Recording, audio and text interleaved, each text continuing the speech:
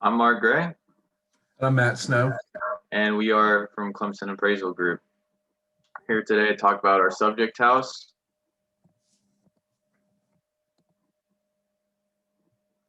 Subject house is 104 Beaumont Creek Lane. It's in Greenville, South Carolina, 29609. Some of the specifications for our subject house. It was first listed at $414,900.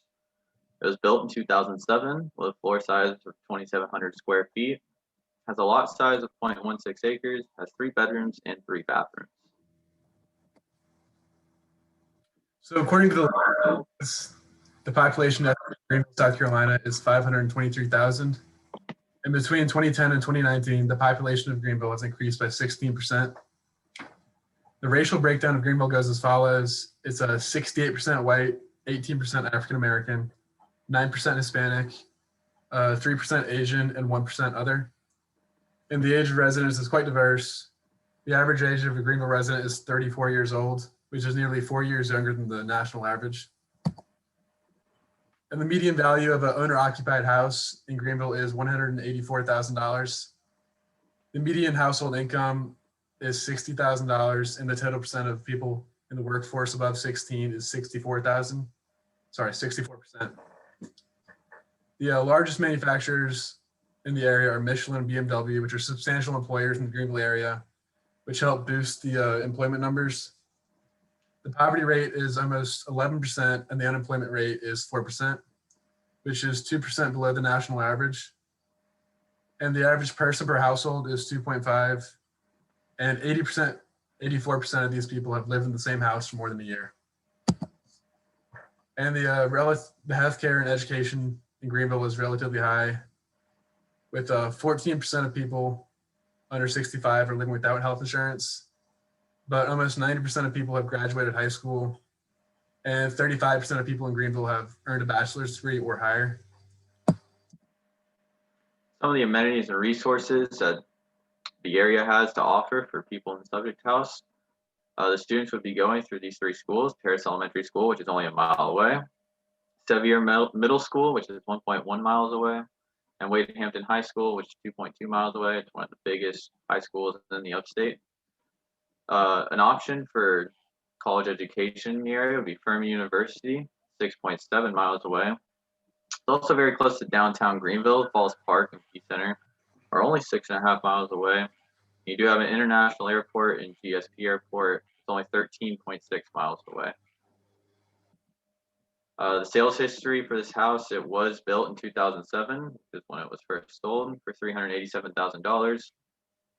And the house actually sold while we were making this appraisal on March 19th of this year for $365,000. We found 6 comparables for this house. Looking at the zip code for all of our comparables, they're all in the same area. This was to eliminate any discrepancies that location could have had, perhaps different school districts. So we purposely found 6 comparables in the area so that we could judge it based on the physical properties of the house. Perhaps the beds and bathrooms were different, the square footage, or the lot size. That was the goal with these comparables. So this is a sales comparison analysis. I'm going to go through each of the comparables and point out what we saw striking about the comparable. So we'll start with the first comparable. It's very similar, 3 beds, 3 baths. However, the lot size is much bigger. It does have a sales price of $460,000. This is mainly due to the bigger lot in a prime area. Looking at comparable 2, it has half a bathroom less. The lot size is a lot bigger. However, it is a lot older, and the interior was a little dated. It only has a 2-car garage. And that's why the sales price is a little bit lower at $360,000, even with the larger sales price, or the larger lot size, sorry. The interior was dated, and in general, the house was a lot older. Looking at comparable 3, it does have a lot more square footage at 300 more square feet. It was also built in the same year. Also has 2 garages.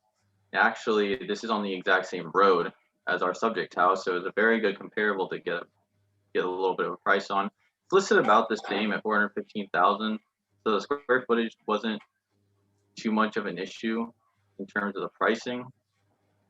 Looking comparable 4, it is a lot smaller. It's almost 700 square feet smaller. It is also on the same street as our subject house, actually.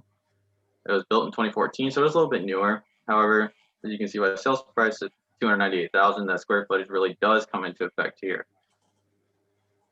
Looking comparable 5 is 3,600 square feet, so it's 900 square feet bigger. Has a bigger lot. However, it was very old. It was very dated on the interior too, which is why the sales price is relatively low at $385,000, because there would have be a lot of renovations that it would have to be made.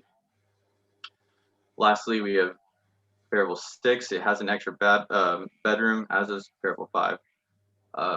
It is much bigger as well at 3,400 square feet. However, there's really no lot size. It's very small in terms of the lot that it's on, which is why the sales price is pretty low at $320,000. Using these estimated value using the sales comparison approach, considering all the numbers, we came to a conclusion of $379,000. And when we did the cost, we estimated the replication cost to be $468,000. And then we estimated the accrued depreciation over a 40-year recovery period. And since this house is 14 years old, the accrued depreciation came out to be $172,500. And using the comparable sites we had around the area, we valued the site at $115,000 because of the neighborhood and because of the amenities like schools in the area. So the indicated value from the cost approach method valued the property at $140,728. And this came out to be $4,000 cheaper than the listed price. And you can see here, this is how we got these numbers. This went a little deeper into the size of rooms and the anywhere from the plumbing to the electricity and the materials which made the house. We did the direct capitalization for the income approach. So we start by getting the potential gross income. The median monthly rate for this house in the area would be $1,900 per month. So over the course of the year, it'd be $22,800. We then calculated the vacancy collection cost using the national vacancy average, which got us $1,596. Subtracted that from the potential gross income, an effective gross income of $21,204. We then subtracted $680 of operating expenses. This was mainly just the homeowners association fees to get us a net operating income of $20,524. We then used the cap rate, which is about 5%, 4.95 to be exact. We divided our net operating income by the cap rate to come at a valuation of $414,900. This is our final value estimate using the 3 approaches that we took, which is sales comparison, the cost, and the income approach. So first, we took our sales comparison approach. We weighted it at 80%. This was mainly due to the houses that we used were all in the vicinity, so we felt that we had a very accurate representation of what the house would cost using those houses, as well as we felt that those houses were a good indicator of the current market conditions.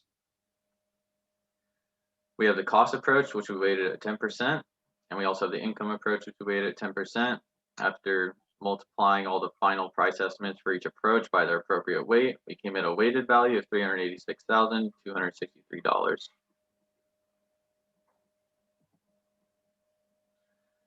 So our estimate versus Zillow, after weighing all 3 valuation approaches, as I said before, we got a final estimate of $386,263. Zillow's estimate came out at $365,785, slightly higher than our estimate, most likely due to the effect that COVID-19 has on the real estate industry. As I said before, our final valuation doesn't fully take into effect everything that COVID-19 has how it's affected the real estate industry. And we're going to talk a little bit more about effects. So the real estate market took a big hit early in the pandemic. Early in the pandemic, sellers took their homes off the market. Buyers decided to hold back from house hunting, and there was a record low in the supply of homes. And this was largely due to the job uncertainty and the increasingly high unemployment rates. People weren't necessarily excited to make big purchases such as houses. However, this had a big rebound over the summer. People began to value their homes more because they were spending more time working from home. And this led people to want things like outdoor spaces, and especially houses in rural areas became quite popular. And there was also record low interest rates over the last year, which made buying a home way more affordable. And many people are refinancing their homes now and making their mortgage payments more affordable as well. And as you can see on this graph, the rates in 2020 are very, very low compared to the recent history. And this led to a lot more people buying houses, even though the conditions weren't as good as they could have been. This made those conditions very good, especially for buyers. However, there still is cause for concern. Unemployment is still high, and many business closures will be permanent. As you can see based on the graph, permanent business closures come in at about $100,000. And because they're permanent, these people are going to have to search for new jobs, and they might have more housing uncertainty. And interest rates will not remain low forever. Federal subsidies are only guaranteed to last until 2023. And these are the big subsidies that are keeping interest rates low and mortgages affordable for maybe lower income people. And these low income rates doesn't mean that everyone can afford a house. As we saw from The Big Short, just because you can afford an interest rate and a mortgage payment doesn't mean that you should necessarily buy that house. So those effects might come into play in the future as well. The stock market has fared very well since last March. Ever since the initial dip in the market, prices have soared. Many people that got in early after the dip took advantage of the big bull run. This lasted up until now. However, there still is cause for concern. Our country is not in better financial shape than it was before the pandemic. Prices may come back down to earth, and with all the stimulus checks, those will soon be an end, and the national debt is going to be higher than ever before. So there's no guarantees for the stock market, although it has performed well in the last year. And the housing market has fared well, considering the situation, but there are changes that have affected it that are going to last for a while and maybe forever, such as people valuing rural farmland areas and small towns with more outdoor space, and maybe not so much for the inner city apartments that have been charging so much for rent. Those might become less valuable because people are working from home. And if you can work from home, you don't need to pay for the big monthly payments that inner city apartments are going to cost you. And this is the works cited for the COVID-19 effects. So throughout this project, we realized there's strengths and weaknesses. And recently, the subject home sold for $365,000. Now, our income approach methods came in a bit high, higher than the sales price at least, because it didn't take into account the COVID-19 pandemic and how that might have affected the housing market. However, the sales comparison method was accurate because it was based on current information that might have been taken into account as it relates to the houses nearby, because they're a little bit more current. But our final appraisal was at $386,000, which was $20,000 more than the subject home sold for, but it was about $30,000 less than what the home was listed for. So I think we split the difference pretty good. And I think we did a decent job, reflecting the price of this house based on the current conditions, especially with COVID-19. And that is all for our project. Thank you very much. Thank you, Mark. Thank you. That's all.